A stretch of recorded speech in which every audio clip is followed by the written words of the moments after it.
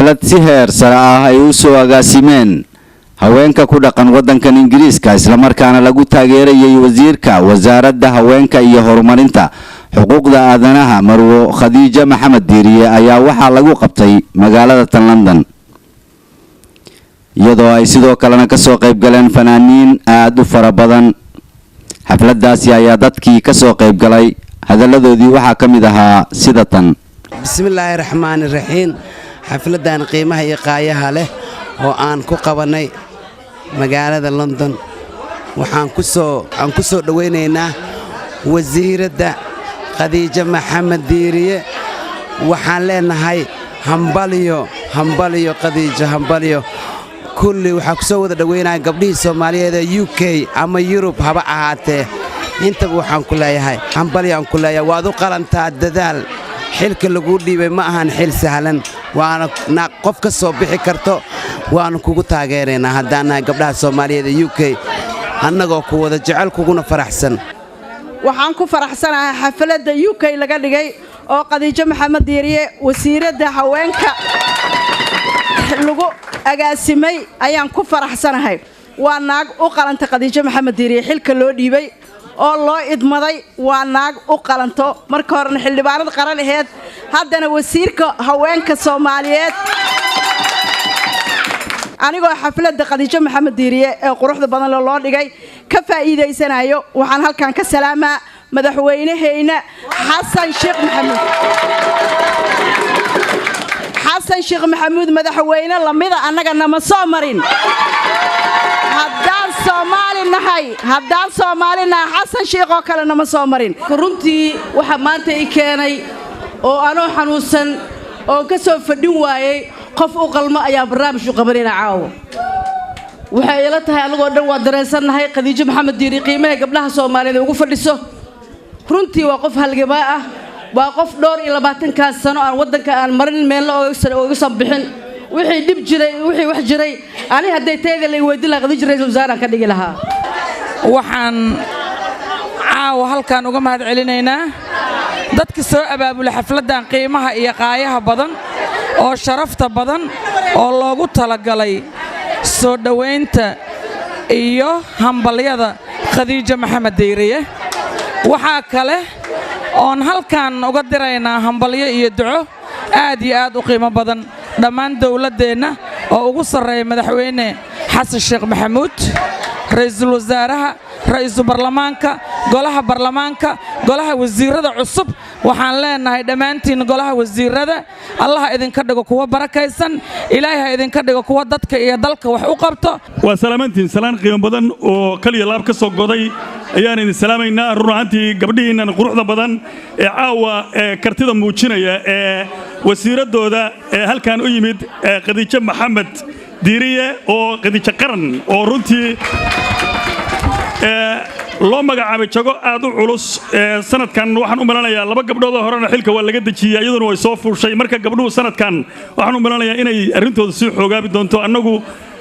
waxaanu taageersanahay gabdhaha in ma garanaysa xukunka lagu wareejiyo horta aniga caawa sharaf ayay ii tahay mudanayaal marwooyin inaan niigala soo qayb galay xafladan qaaliga ah oo aad ku xuseysaan wasiiraddeena honorar Khadiija Maxamed Diiriye farxad weyn ayay ii tahay inaan igala soo qayb galo wasiiraddeena waxaan ka codsanaynaa oo aan ugu rajaynaynaa maadaama aan ogna xuquuqda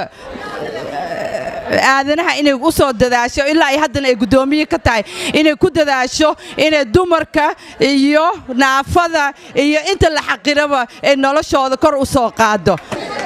waxa caawa farxad inoo ah inaan ka soo qayb galno xafladan quruxda badan ee aan ugu talagalnay wasiirkeena haweenka Marwo Khadiija Maxamed Diiriye ahna gudoomiyaha xuquuqul insaanka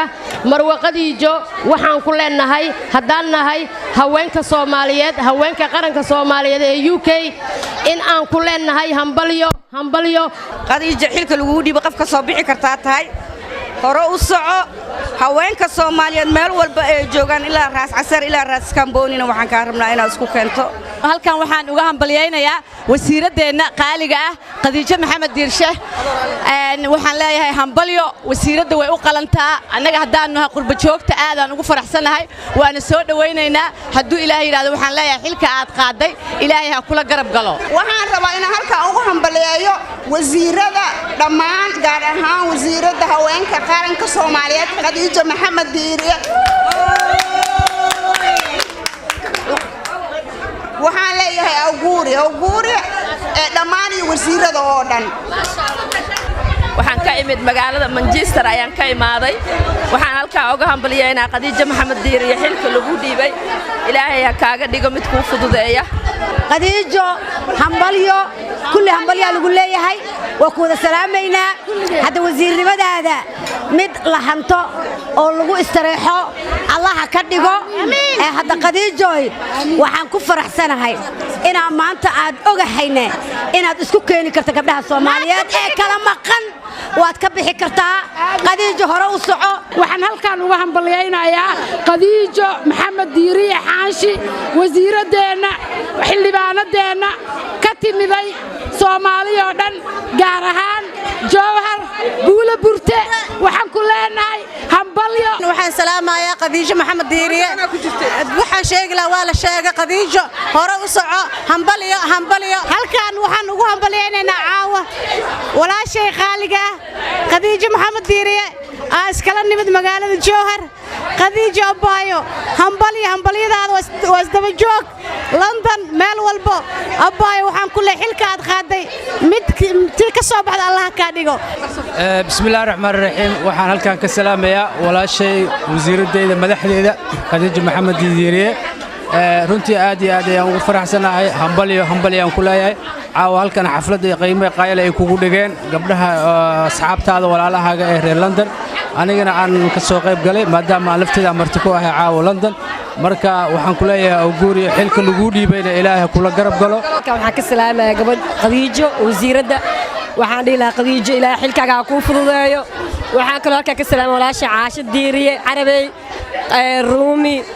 Khadiijo Shiico dhammaan waa idin salaamayaa Yusuf Garabey telefishinka qaranka Soomaaliyeed London